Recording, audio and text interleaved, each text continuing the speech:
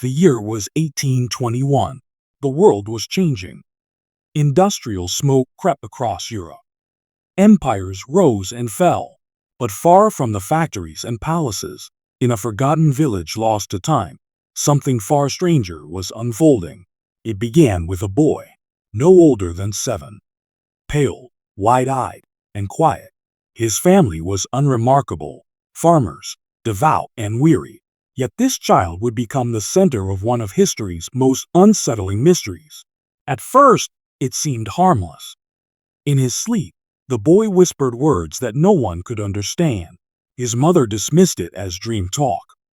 But when he began to speak the same words while awake, clear, deliberate, and unbroken, it chilled everyone who heard him. This was no childish babble. This was language. A language no one could place. The villagers listened in disbelief. It wasn't Latin, the language of the church. It wasn't Greek or Hebrew or any tongue a child of this place and time could possibly know. And yet the boys spoke it fluently, with tone and rhythm, as if born to it. Word spread quickly. Farmers, priests, and travelers came to listen. Some said it was the tongue of angels. Others whispered it was the speech of demons. One old man swore he had seen something like this before, decades earlier, in another village where a child spoke words that brought nothing but death. The locals dismissed him as mad. But the seed of fear was planted. The family tried to silence the boy, but he would not stop. The more they begged him, the more he spoke, as if compelled. And then came the moment that changed everything. The priest arrived. Stern, cautious, clutching his rosary. He ordered the boy to repeat the strange words in front of the church altar. The child obeyed. His voice echoed in the small stone chapel. The sound was heavy, unsettling, almost too old for his small frame. Some who were present swore the candles flickered when he spoke. Others claimed the boy's eyes rolled back in his head for an instant. The priest paled. He recognized nothing of the words. Not even fragments. It was as though they belonged to a time before time itself. Rumors ignited. Some claimed the boy was cursed. Others insisted he had stumbled upon a forbidden language spoken before Babel. Mothers pulled their children away from him. Fathers crossed themselves at the sight of him. But what frightened the villagers most was not the sound of his voice. It was the feeling it carried. Every utterance seemed to press against the mind, leaving behind a weight of dread. Even those who mocked it at first could not sleep soundly after hearing him. They dreamed of shadows whispering in the dark. By winter, the boy was no longer just a curiosity. He was an omen. And somewhere in the village, a photograph was taken, an early, crude attempt at capturing the family. Look closely at this old image, they say, and you will see it. The child's face, pale and blurred, unlike the others. Some swear his mouth is open mid-speech, as if even the camera could not silence him. That photograph, if it still exists, is locked away in private hands. But those who have claimed to see it describe the same unsettling detail. The boy's lips forming a word not of this world. The year was 1821. And in this forgotten village, a mystery was born that has never been solved. A boy who spoke a language that should not exist. A boy who would soon vanish into the dark folds of history. But before we uncover his disappearance, we must first descend deeper into the dark history of his family, the whispers of cursed bloodlines, and the eerie details that suggest this child may never have been entirely human at all. The year was 1821, and the boy's village lay hidden in a remote corner of Europe, a place swallowed by forests and marshland, where winters came early and left late.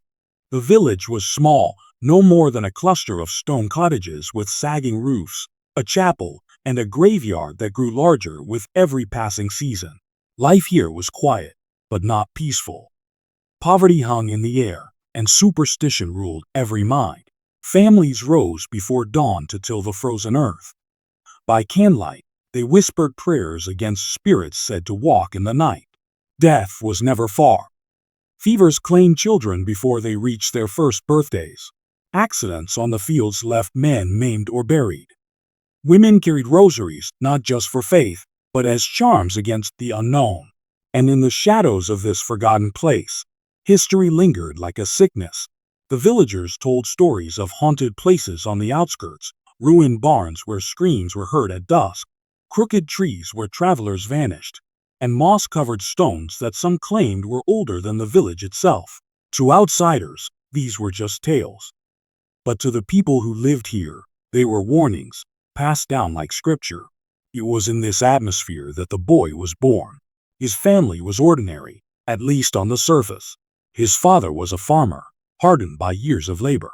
His mother was devout, a quiet woman who prayed more than she spoke.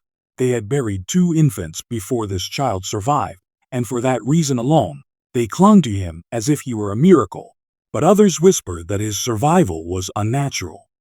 A neighbor once claimed to have seen the boy staring at the graveyard as an infant, his eyes following the shadows between the stones. Another swore he laughed during a funeral procession, when no child should have understood the meaning of death. These whispers were dismissed at first, for what mother could bear to hear such things about her only living son? Yet in villages like this, gossip was not just entertainment, it was a prophecy waiting to take root. The people were already on edge. The year before, a plague had passed through the region, carrying off the old and the very young. The sight of post-mortem photography, bodies dressed and posed as if alive, was spreading through towns and cities, a grim reminder that memory often outlasted flesh. Though few in the village owned such disturbing images, travelers carried them, and with them came rumors of vanished children, strange families, and unsolved mysteries. One such tale reached the ears of the priest, a story of a boy from another country, many decades earlier, who spoke in a tongue no one knew. They said his family was cursed, and when he disappeared, his house was left empty, abandoned like a haunted place. Now, when the villagers heard the boy's strange mutterings in the night, they thought of that tale, and they shivered. The boy's family lived on the edge of the village, their cottage pressed close to the dark woods. Inside, their life was simple: bread, broth, and silence. But there was one detail outsiders noticed when they visited. On the wall above the hearth hung a small, crude drawing, an old family relic. It showed a line of figures, hand-sketched in charcoal, their faces indistinct. At first glance it seemed ordinary, but some swore that the smallest figure, the child at the end, had eyes drawn too wide, as if staring at something beyond the page. No one knew how long that drawing had hung there. The mother said it came from her own grandmother, and that it had always belonged to the family. But in a place where memory was fragile and history was spoken in whispers, such relics were viewed with suspicion. It was against this backdrop that the boy's strange words first stirred unease. For in a village so bound to tradition, anything unexplained was a threat. The neighbors began to avoid the family. Mothers clutched their children tighter when they passed the cottage. And when the boy walked through the graveyard, as all children did on their way to the fields, some swore they saw the crosses tremble, though no wind blew. The priest grew more watchful. He preached sermons heavier than before, speaking of sin and the dangers of hidden truth. He told his flock that evil often wore the mask of innocence, and that even children could harbor chilling secrets. His words were careful, but all eyes turned toward the family at the edge of the village. Life in the village slowed, but the air thickened. Every cough was a sign of plague's return. Every shadow at dusk was a spirit, and every word the boy spoke in that forbidden language cut deeper into the fear already festering in the hearts of the villagers. Some claimed that the village itself seemed changed since the boy began to speak. The nights felt darker. Dogs barked at nothing. Lamps burned out faster, as if the darkness was hungrier than before.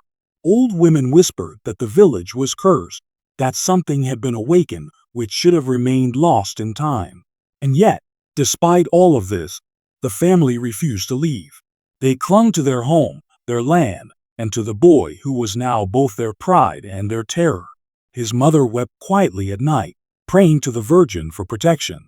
His father grew silent, his eyes heavy, as if he already knew what fate awaited them. What the villagers did not yet realize was that their quiet, isolated life was over. The boy's strange words had already carried beyond the fields, beyond the forests. Visitors would come. outsiders who wanted to hear the child with their own ears, men who studied forgotten events, languages, and unsettling history, men who would bring with them not only questions, but danger. For the boy's voice was not just strange.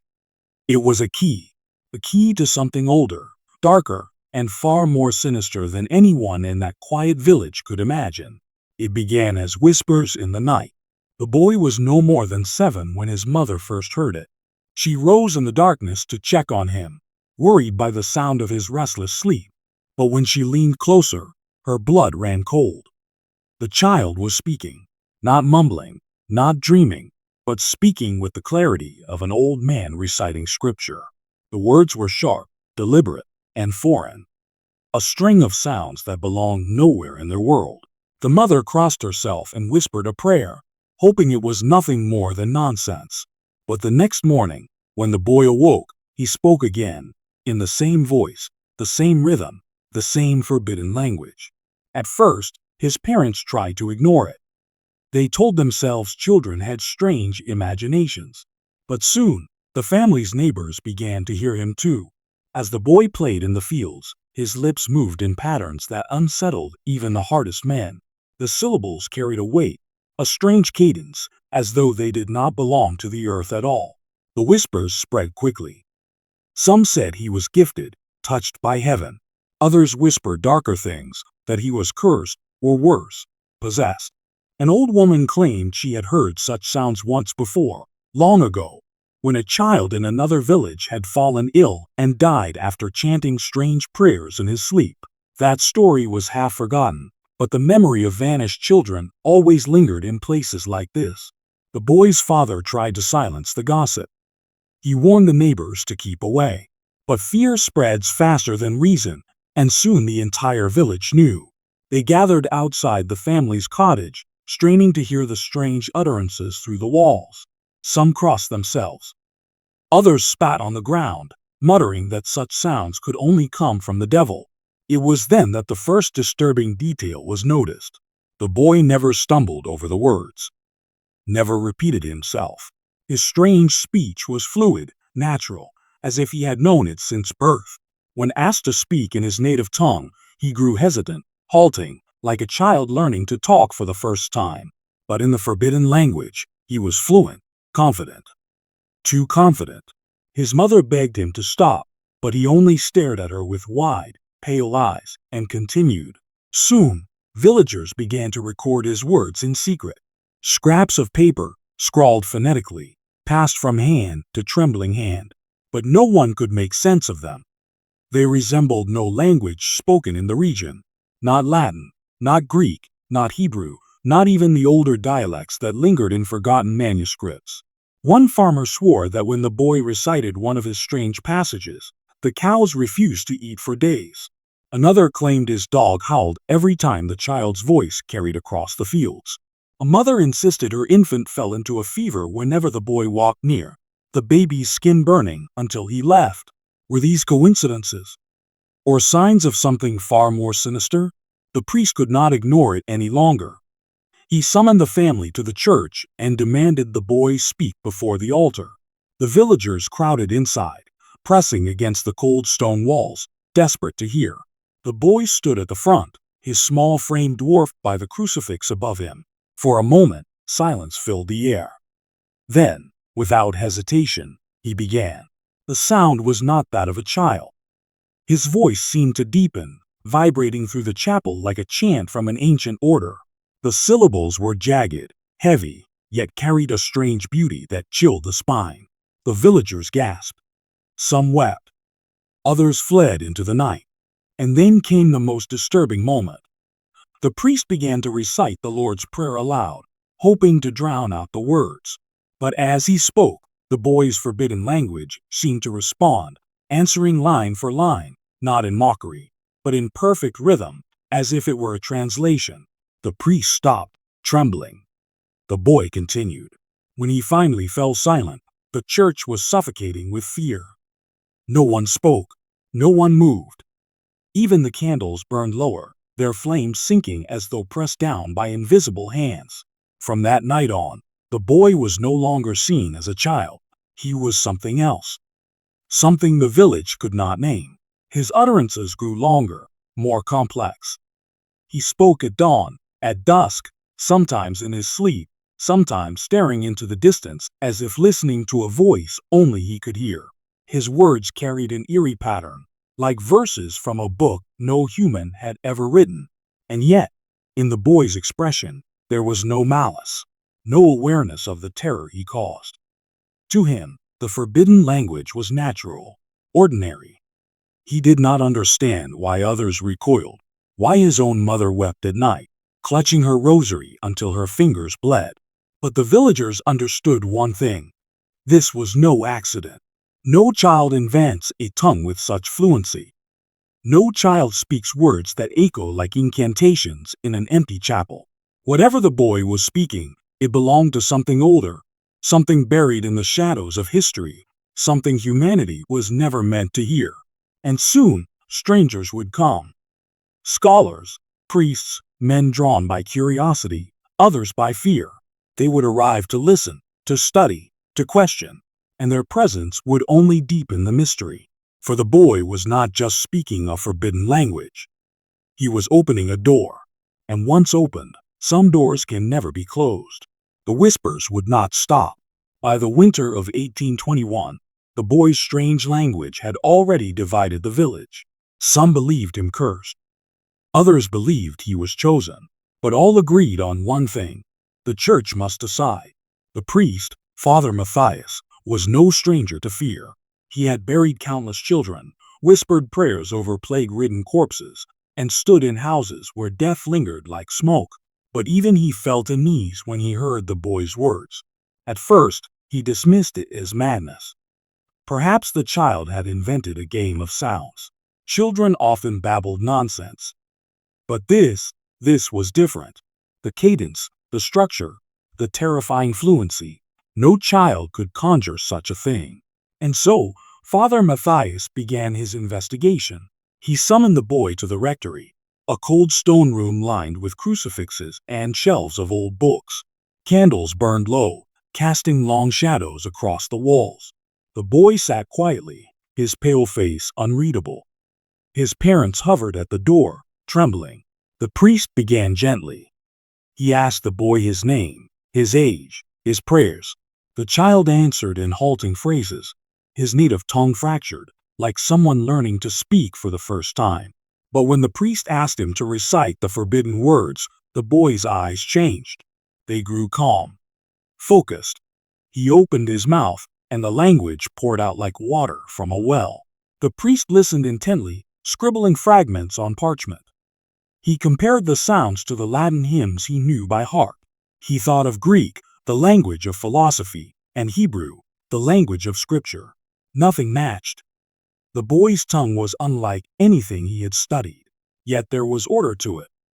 Grammar, rhythm. It was not chaos. It was language. Father Matthias leaned closer.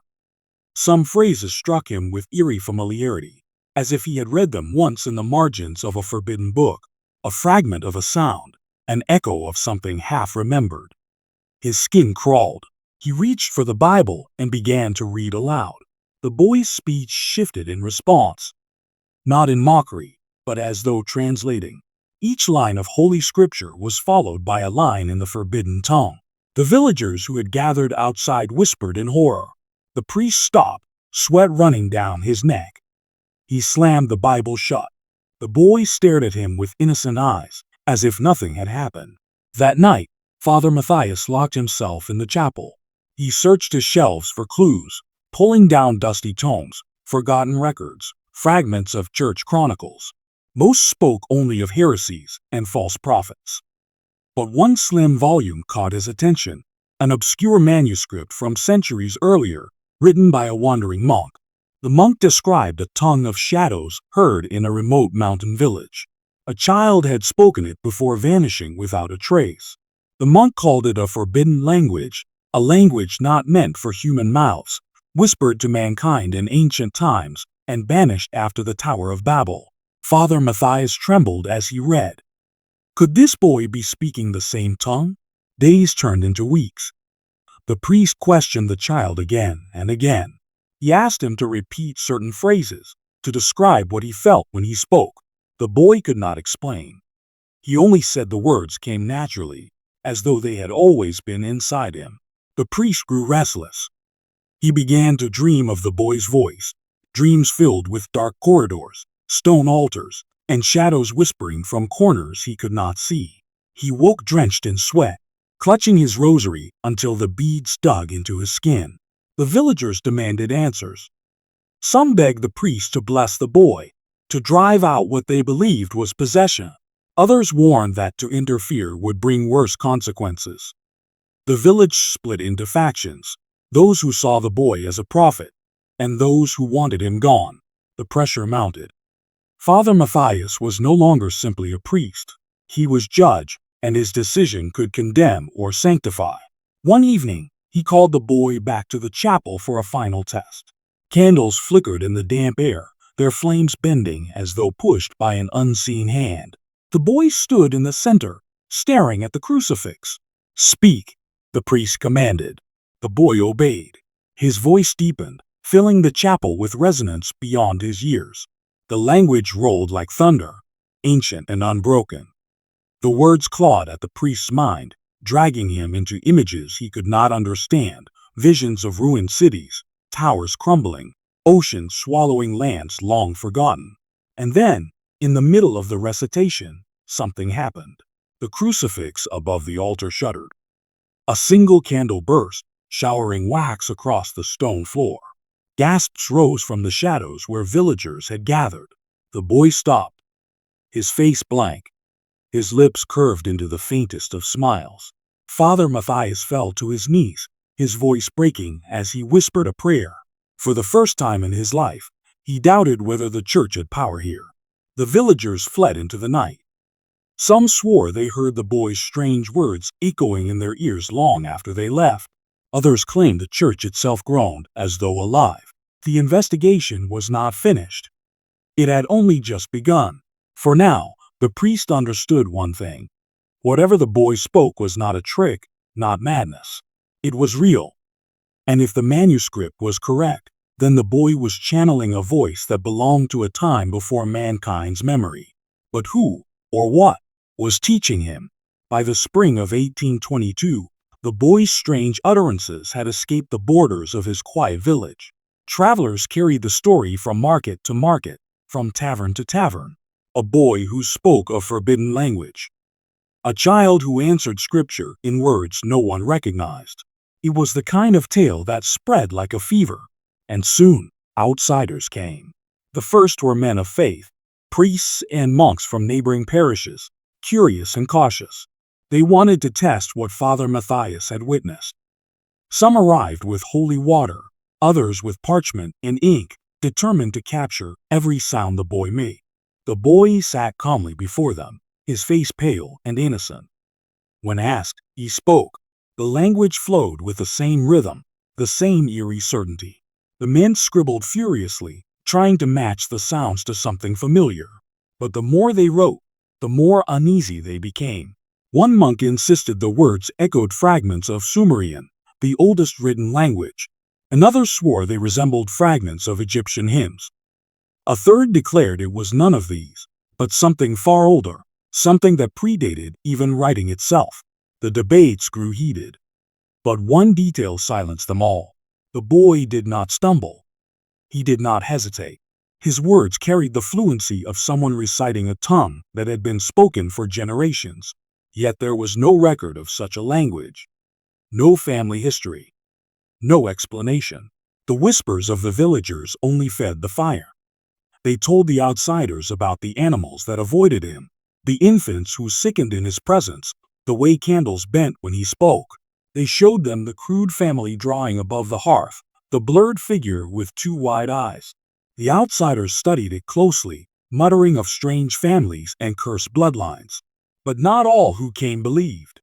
Among the visitors were skeptics, men of science, professors from universities, who dismissed talk of curses and demons. They believed the boy was a case of glossolalia, the strange phenomenon of speaking in tongues. Some thought him a fraud, coached by his parents for attention or money. One scholar, A stern man named Dr. Richter demanded a test. He sat the boy down and read aloud from several ancient texts, Latin inscriptions, fragments of Greek, even scraps of Gothic. Each time, the boy responded in the forbidden tongue, flowing smoothly, as if translating. Richter sneered. Coincidence, he declared. But the other scholars looked at one another in silence, their hands trembling as they copied the sounds. Day after day, the boy was questioned, tested, and observed. He never faltered, and though the skeptics mocked, even they admitted privately that the boy's speech felt wrong. At night, the outsiders lodged in the village homes, and in the darkness, they confessed to each other what they had seen. One claimed the boy's lips continued to move even after he fell silent, forming words without sound. Another swore he heard the language whispered outside his door, though no one stood there. The villagers, already fearful, grew restless. They whispered of vanished children in other lands, of strange families marked by secrets, of post-mortem photographs where the dead appeared to smile faintly. They feared the boy's fate would be no different, that he, too, would vanish, claimed by the shadows he spoke to. But the outsiders were not deterred. They wanted answers. Some dreamed of fame, of publishing their findings. Others sought truth, desperate to uncover the hidden past. They argued over every scrap of parchment, every syllable they managed to capture. And then came the discovery. One scholar, rifling through his notes by candlelight, realized certain words repeated at regular intervals. Not random nonsense. Not gibberish. Structure. Pattern. A system as precise as any known language. He circled the phrases, his hands shaking. The boy wasn't inventing words. He was speaking sentences. The revelation spread quickly among the visitors. They huddled together, whispering in awe and dread. If this was a true language, then it was one humanity had lost. The tongue vanished in time, yet still alive on the lips of a child. But how? The skeptics grew quiet. Even Dr. Richter avoided the boy's gaze. The argument ceased. The laughter died. For the first time, the outsiders began to believe that something far more sinister was unfolding. And with belief came fear. Some whispered that the boy was not speaking of his own will, that something used him, that he was merely a vessel. Others muttered of haunted places and ancient cults, of languages meant to summon, not to speak. The air in the village grew heavy, thick with dread. And still, the boy spoke. He spoke in the chapel. He spoke in the fields. He spoke in his sleep. Always the same steady rhythm, the same haunted fluency. His voice filled every corner of the village, until it seemed the entire place pulsed with his words. One night, as the outsiders gathered in the rectory, they heard the boy chanting outside in the graveyard. They rushed to the window and saw him standing among the stones, his lips moving in the half-light of the moon. His small shadow stretched unnaturally long across the grass. The priest called his name. The boy turned his head slowly. His mouth did not stop moving. His words did not falter. And though they could not understand them, every man who stood there felt the same thing. The boy was not alone. By the summer of 1822, the boy's voice had become the heartbeat of the village. Day and night, he spoke the forbidden language. At first, only in short bursts, strange phrases, muttered in the shadows of his cottage.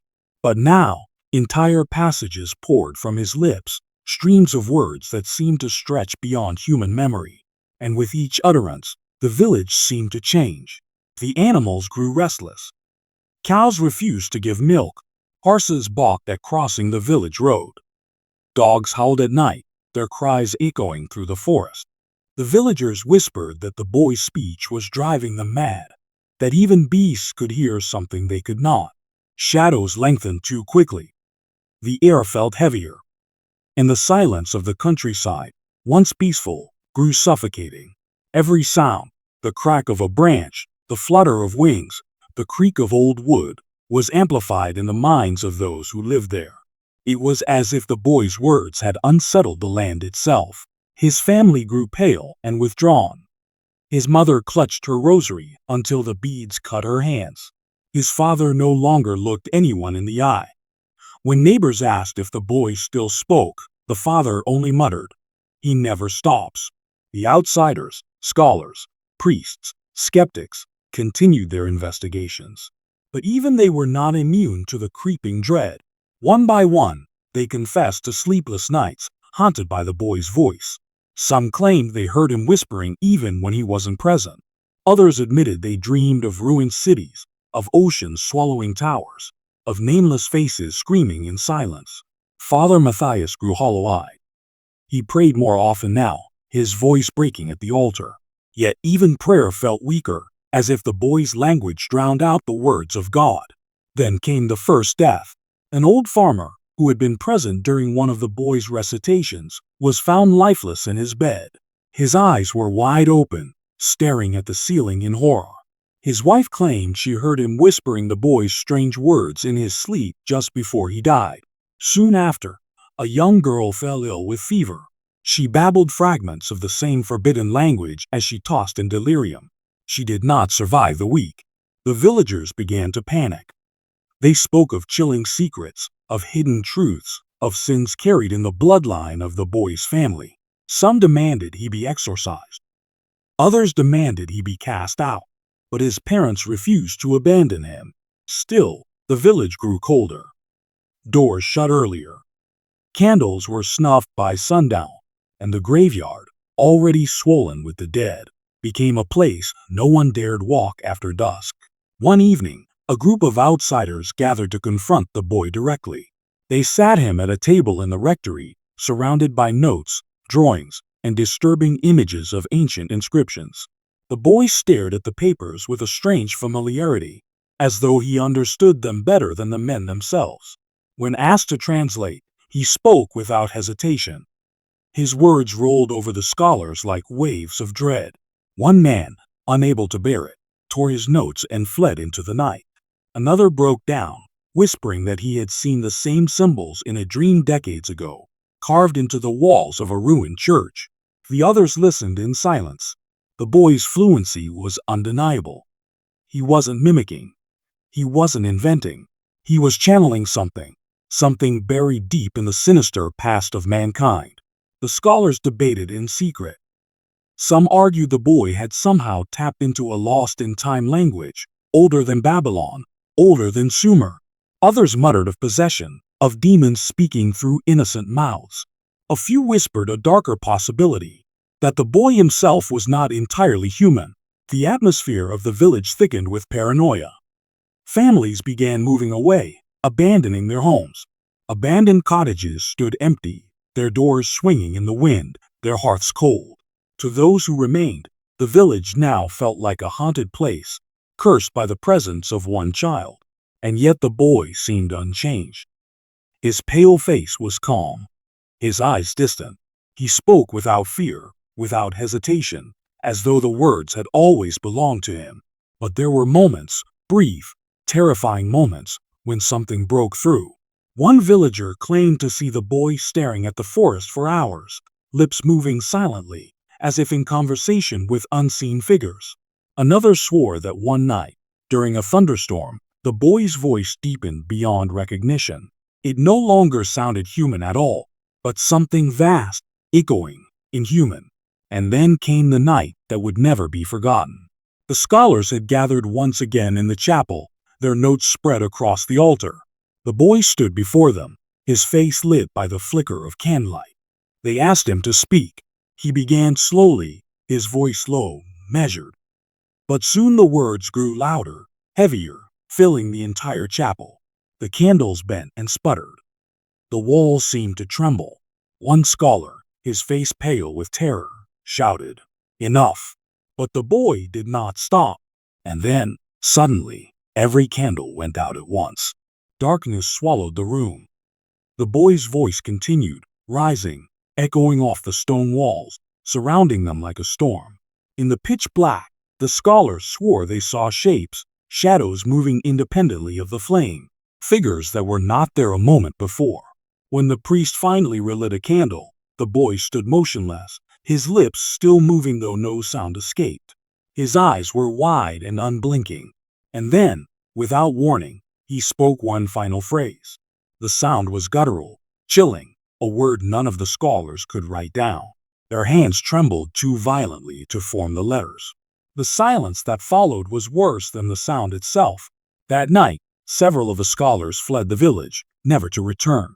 Those who remained confessed quietly that they no longer believed this was simply a child. They believed the boy was something else entirely, something that should not exist. But the boy was not done speaking. Not yet. The boy's words lingered like a poison in the air. Those who had heard him still trembled, unable to erase the sound from their minds.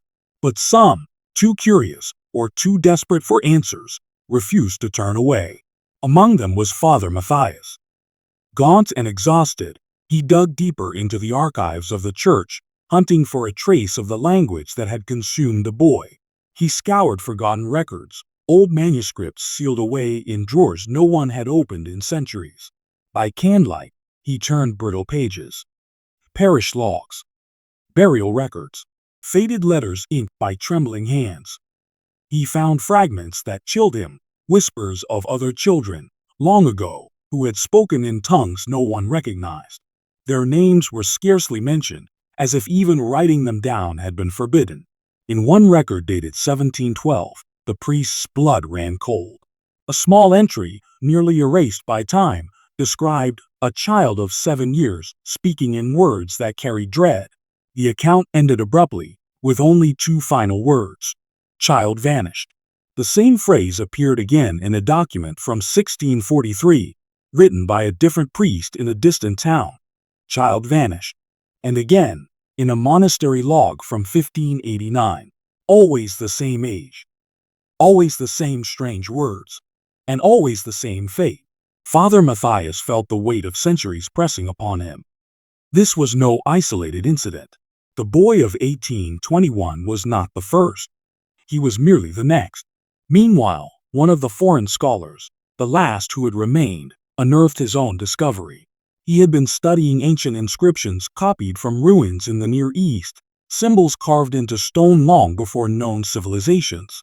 And to his horror, fragments of the boy's speech matched these marks. It was impossible. The language was older than Sumer, older than Babylon, a language that should have been lost forever. And yet, here it was, living again in the mouth of a child. The scholar grew obsessed. He compared notes feverishly, his ink-stained hands trembling. He filled page after page with translations, symbols, phonetics. But the more he worked, the more his sanity frayed. He stopped eating. He stopped sleeping. He muttered fragments of the language under his breath, as if testing the sounds himself. One evening, the villagers found him wandering the churchyard barefoot, staring into the graves, whispering the words over and over. He did not recognize them when they called his name. When they tried to restrain him, he screamed, not in German, not in Latin, but in the boy's impossible tongue. They dragged him back to his quarters, but by morning he was gone. His bed was empty. His notes scattered. The window left wide open, though it had rained that night. The boy had spoken again, louder and longer, the evening before. The connection was undeniable. The villagers begged Father Matthias to stop, to burn the records, to silence the boy forever. But the priest could not let go. He had found something darker in those archives, something he dared not speak aloud. It was not just children who spoke the language. It was those who heard them. A trail of chilling notes revealed how exposure to the words infected others. A father in 1712 began murmuring fragments days before vanishing into the forest. A nun in 1589 scrawled forbidden phrases onto the walls of her convent before she disappeared. The language spread like a sickness, passed from child to listener, listener to witness, each doomed to follow the same path. And the records suggested something worse. The children never truly vanished. They were taken, but taken by what, or by whom, was never written down. Instead, each account ended the same way. The record ceased. The ink stopped mid-sentence. Pages were torn away. Whole books burned, almost as if someone, or something, wanted the truth buried. Still, fragments survived, scattered across centuries. And together, they painted a disturbing picture. The boy's language was not merely old. It was forbidden. It was the speech of a time before mankind, before cities, before memory. A language not meant for human mouths. The villagers avoided the church now, fearful of the priest's obsession. They whispered that even he had begun to change. He spoke less. He walked slowly, shoulders bent as if carrying invisible weight. And sometimes, when they listened closely, they swore his prayers slipped into a rhythm that did not sound like Latin at all. One night, the priest locked himself inside the rectory with the boy. No one knows what passed between them, but the next morning, Father Matthias emerged pale and trembling, a fragment of parchment in his hand. He claimed he had found something deeper in the archives. A prophecy. The parchment was cracked, nearly unreadable. But he deciphered just enough. When the tongue of the ancients returns to flesh, the world will bend, and the veil will tear. No one knew what it meant. But Father Matthias believed it was already happening. The boy was not a child gifted with strange speech. He was a vessel, a mouthpiece for something that had slept beneath history, waiting for the right moment to rise again. And the priest knew the village was running out of time. That night, he tried to burn the parchment. But when the flames touched it, the fire recoiled, as if the words themselves refused to be destroyed. The parchment survived. And worse, so did the boy. The records had been right. No child who spoke the language was ever silenced. And soon, the villagers would learn why. By the winter of 1822, the village was no longer itself. Half its cottages stood abandoned, their doors swinging in the icy wind. Windows shattered by storms stared back like empty eyes. The once bustling square was silent. Only a handful of families remained, clinging to routine, though dread clung to them heavier than frost. And at the center of it all, still speaking, still whispering in his impossible tongue, was the boy. The priest, Father Matthias, had grown thinner. His face was drawn, eyes ringed with shadow. He prayed daily, but each word seemed weaker, more desperate. He had uncovered too much from the forgotten records, and he knew the moment of reckoning was near. The villagers sensed it too. They avoided the boy's family entirely, crossing themselves if they saw him in the lane. Mothers forbade their children from leaving their homes. Fathers sharpened tools late into the night, muttering about curses and retribution. Something was about to break. It began one evening when the boy's voice changed. Up until now, his words had been strange, unsettling, but spoken in the tone of a child. On this night, as the snow fell outside the cottage, his voice dropped. It became deeper, resonant, ancient. Those who heard it swore the sound was not his own. It filled the room like a presence, rattling the wood, shaking the glass panes. Even his parents, who had endured his mutterings for months, fell to their knees in terror. And then he stopped mid-sentence and spoke a word in German. For the first time, his family understood him. It was a single word. Anfang. Beginning. The priest was called at once. He arrived with trembling hands, clutching his rosary as though it could shield him from what he feared most. He asked the boy to repeat what he had said. The child looked at him, eyes glazed, and whispered again, not in the forbidden language, but in the tongue of men.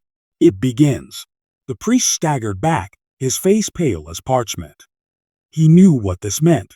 The boy's utterances were no longer random. They were building to something. The turning point had come. From that night onward, the boy's behavior shifted. He began staring at the sky for hours, as if reading something written in the stars. He refused food. He no longer played or laughed. His eyes were fixed on things unseen, as though the veil between this world and another was thinning before him. And everywhere, signs followed. The church bell rang by itself at midnight, though no hand touched the rope. Crucifixes cracked down the center. In the graveyard, frost formed unnatural patterns across the stones, spirals, symbols, unsettling shapes that looked eerily similar to the marks in the forgotten records. The villagers grew restless. Some argued for flight, abandoning the land entirely. Others demanded the boy be handed over to higher authorities, though no one dared approach him. Even hardened men whispered that his presence was no longer human. Then came the night of the storm. Snow fell so thick it smothered sound. The wind howled through the forest, bending trees to the ground. And in the heart of the blizzard, the boy walked out of his cottage and stood in the village square, barefoot, unshaken, speaking. The villagers gathered at their windows, watching through the frost.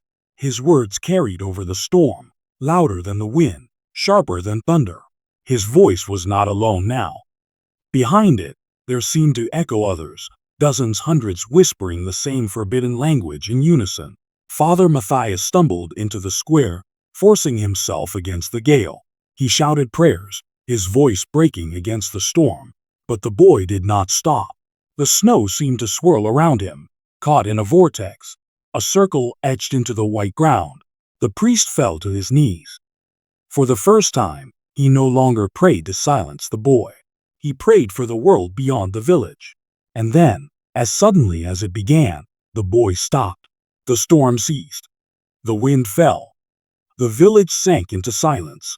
The boy turned slowly, his pale face blank, and looked at the priest. For the first time in months, he spoke in German again. "It is almost finished." The words chilled every soul who heard them. The next day, more villagers fled. They left behind homes, animals, even graves of their ancestors.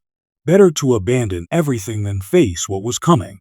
The few who remained whispered of vanished children in other villages long ago, of chilling secrets buried in monasteries, of how no record had ever explained what the final moment would bring. They called it the turning point. And now, it had arrived. Father Matthias wrote his final entry in the church ledger that week. His handwriting was unsteady, his words nearly unreadable. But one line could still be deciphered. "The veil is thinning. Soon he will vanish, as the others did. But not before he opens the door." What door he meant, no one could say. The villagers never asked, but they would find out soon enough, because the boy's silence after the storm was not peace. It was preparation. The year was drawing to a close. The snow lay heavy across the abandoned cottages, burying the village in silence. Only a handful of families remained, and they rarely left their homes. But one sound continued to pierce the stillness. The boy's voice. Though quieter now, it was constant. A low murmur, day and night, threading through the air like smoke. His family barely spoke. His mother sat in corners, clutching a rosary with broken beads. His father moved like a shadow, hollow-eyed, never answering questions. Even Father Matthias had grown distant. He spoke less with the villagers and spent long nights alone in the church, staring at the crucifix as though expecting it to fall. The forgotten records haunted him, their warnings clear. Child vanished. Always those words. Always the same fate. And soon, it would be this child's turn. The first sign came at dusk, when the boy walked into the graveyard without a word. His small feet left prints in the snow, but he carried no lantern. Villagers watched from their windows, too afraid to follow. He stopped before the oldest stones, those so weathered their names were long erased. There, he knelt. And in the gathering darkness, he spoke, not in his usual endless stream, but slowly, carefully, as though reciting a prayer. Each word rang out like a bell, heavy with finality. One villager swore the ground trembled beneath him. Another claimed to see a shadow move across the stones, though no one stood there. By morning, the boy was gone. His bed lay empty, his blanket folded neatly, his shoes by the door. His parents sat in silence, refusing to answer when asked where he was. His mother wept quietly, rocking back and forth. His father only stared at the floor. The village erupted. Some rejoiced, believing the curse had lifted at last. Others feared it had only begun. But when Father Matthias read the final entry in his ledger, the fear deepened. The child has crossed. The door is open. What follows is not for us. The priest himself disappeared 2 nights later. His chamber was found undisturbed, his prayer book open on the desk, a single candle burned to the wick. Only one mark was left behind, a spiral drawn in ash on the floorboards, The same spiral found etched into the graveyard frost weeks before. The villagers searched for days, combing the forest, the river, the snow-choked fields. But there was no trace of the boy or the priest. It was as if both had been erased. The last remaining scholar, broken with fear, fled the village before dawn.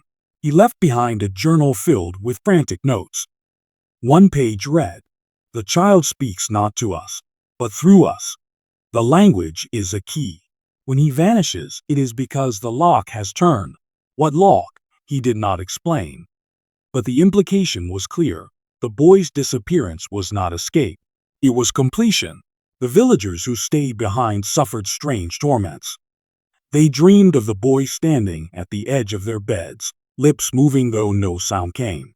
They woke to find symbols scrawled into the frost of their windows, marks they had never seen before, yet felt they somehow understood. Children wept in their sleep. Infants cried until dawn. And in the silence between storms, some swore they could still hear the boy's voice drifting faintly across the fields, though no trace of him remained. Years later, travelers would speak of the abandoned cottages, the broken crucifixes, and the strange hush that lingered in the ruins of that village.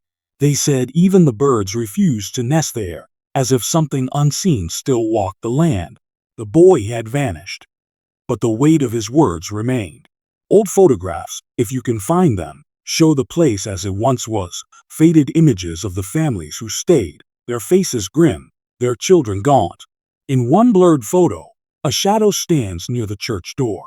Some believe it is Father Matthias. Others believe it is the boy. But those who have studied it closely say the figure's mouth is open, lips forming a word not of this world. And so, the story ends as it always has. A child vanishes. The language lingers. And the village is left hollow, haunted by a presence it cannot explain. But there is one more unsettling detail, buried in the records. In every case where a child vanished, another appeared elsewhere. A new village, a new tongue, a new beginning. The chain was never broken, and if the forgotten records are to be believed, it still continues. The boy was gone.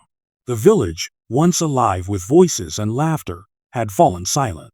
Abandoned cottages rotted beneath snow and rain. The church bell rusted, frozen in place. Only the graveyard endured, its stones leaning, its earth unsettled, as though waiting for another name to be written upon it. What happened in 1821 did not end with the boy's vanishing. It merely shifted into shadow. For the records, those few that remain, suggest a truth more terrifying than anything the villagers could face. The boy was not the first, and he was not the last. Each account, scattered across centuries, tells the same story. A child no older than 7. A language no one could place. Families marked by dread. Villages abandoned, broken, or forgotten. And always the same conclusion. Child vanished. But what do we make of it? Some scholars argue these are fragments of folklore, dark tales carried by word of mouth, exaggerated by fear. They claim the stories of vanished children and forbidden languages are metaphors for plague, famine, or madness. Shadows of history given monstrous form, yet the details refuse to be dismissed. The repeating patterns, the chilling symbols, the way each record halts abruptly, as if silenced. These are not the hallmarks of myth. They are warnings, written by trembling hands. And then there are the photographs. Faded, blurred, nearly lost to time, but they exist. In them, children stand stiffly before the camera, eyes too old for their faces. Families smile weakly beside them, unaware or unwilling to admit the darkness growing in their homes. Look closely at these old photos, and you will see it. Lips parted mid-word, mouths shaping syllables that do not belong to this earth. Some of those images have vanished into private collections. Others remain hidden in archives, locked away with a label few dare to open. But every surviving fragment tells us the same thing. The story of 1821 was not unique. It was a link in a chain. And if the chain is unbroken, then somewhere, even now, it continues. Imagine it, a child whispering in their sleep, words their parents cannot recognize. A teacher dismissing strange mutterings in class. A doctor recording fevered ramblings that match no known tone. Small signs, easily overlooked. Until it begins again in full. A boy. A girl. A voice that does not belong to them. And then, silence. The unsettling history of 1821 remains unsolved. The boy's disappearance is still a mystery. His language remains forbidden, a key with no lock, or perhaps a lock we should never open. And the truth of what he carried into the darkness may never be known. But history remembers him not for who he was, but for what he spoke, words that should not exist. Words that carried dread across centuries. Words that left behind an echo still felt in the shadows of forgotten places. Some say if you listen closely, you can still hear him. A whisper in the wind. A murmur in an empty room. A child's voice speaking a language no one can explain. The boy who should never have been. The words that should never have been heard. And the silence that followed, more terrifying than sound. Because silence means he is listening. And if history repeats itself, as it always does, then somewhere, perhaps closer than we think, the chain will begin again. A child will speak. A village will fall silent. And the world will shiver as the veil thins once more. This is not the end. It never was. This was. The boy who spoke a language that shouldn't exist, 1821. And if you dare, listen closely tonight. You may hear him.